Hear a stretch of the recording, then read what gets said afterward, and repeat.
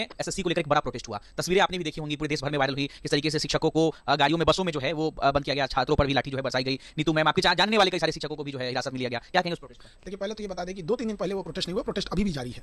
और रही बात हमारे जानने वाले शिक्षक, हम सारे शिक्षक आपस में एक दूसरे को जानते हैं। हम सबकी अपनी अपनी रणनीति होती है। और शिक्षकों के साथ जो पुलिस का बर्ताव था वो बहुत निंदनीय था। खास करके एक ऐसे अधिकारी थे जैसे लग रहा था कि उन्होंने रिजल्ट को पैसे देकर नौकरी खरीदे हैं। तभी वो एक शिक्षक को कह रहे थे कि मर्दानगी होती तो वर्दी पहनते। भैया ऐसा नहीं है, आप जो वर्दी पहने हैं वो भी किसी शिक्षक नहीं पहना है। अगर पढ़ के नौकरी लेते तो समझ में आता है कि शिक्षक से कैसे बात किया जाता है। जिसने नौकरी खरीद ली उसकी क्या कहेंगे। हमें लगता था कि केवल बिहार पुलिस में धांधली होती है, लेकिन जब से वो एक इंस्पेक्टर है कि क्या है दिल्ली पुलिस की, उनका चेहरा तो नहीं आया, पीछे से देखा गया है, पर थोड़ा सा संदेह हो गया। ऐसी भाषा का प्रयोग नहीं करना चाहिए। और पुलिस को भी सोचना चाहिए लड़ाई आपसे नहीं है, लड़ाई एक भ्रष्ट सिस्टम से है, लड़ाई एक मरी हुई संस्था एसएससी से है, जो एक धंधे वाले से भी नीचे गिर गया है। आज हम ये कह सकते हैं कि यदि कोई वैश्या भी है ना, तो अपने आप को एसएससी के अधिकारियों के सामने, एसएससी बोर्ड के आगे वो ये कह सकती है कि इससे तो नीचे हम नहीं गिरे, हमसे तो ज्यादा नीचे ये एसएससी गिर चुका है। इतनी बर्बाद कर दिया गया है व्यवस्थाओं को। जो सवाल आज पूछा गया उसका हूबहू 70-80% अगले दिन पूछ लेता है। इन गधों को कौन समझाए। यहाँ पर क्वेश्चन अजीब अजीब पूछता है, किस गाने का राइटर कौन है। अभी वो फिल्म का क्वेश्चन पूछ रहे हो तुम, यहाँ अजीब सवाल पूछता है। कुछ दिन में पूछेगा एसएससी, बताइए एसएससी चेयरमैन के दामाद का नाम क्या है। अब हम लोग उनके दामाद को पूछेंगे, चेयरमैन साहब के दामाद का नाम पूछो भैया, एसएससी पूछ देगी। यहाँ पे चोर बाजार से कीबोर्ड लेके आए हैं सब, कीबोर्ड बच्चों का काम नहीं कर रहा है, वो क्या करने गया, फीस किस लिए लिए थे। यहाँ पे बोलता है कि फीस से सड़क बन रहा है। अच्छा, मतलब हम लोग एग्जाम के बच्चे जो एग्जाम का फीस उससे सड़क बन रहा है। जो गाड़ी का आरटीओ टैक्स लिया गया है वो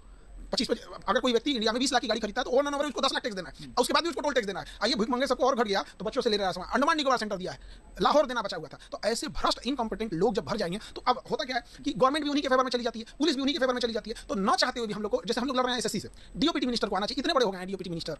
हम आपसे पूछते हैं लोकतंत्र में मंत्रिमंडल का कंसेप्ट क्यों आया था? क्योंकि प्रधानमंत्री को पूरा देश संभालना होता है, उनको शायद टाइम ना मिले देश संभालने की वजह से, तो मिनिस्टर्स को अपना पद दे देते हैं।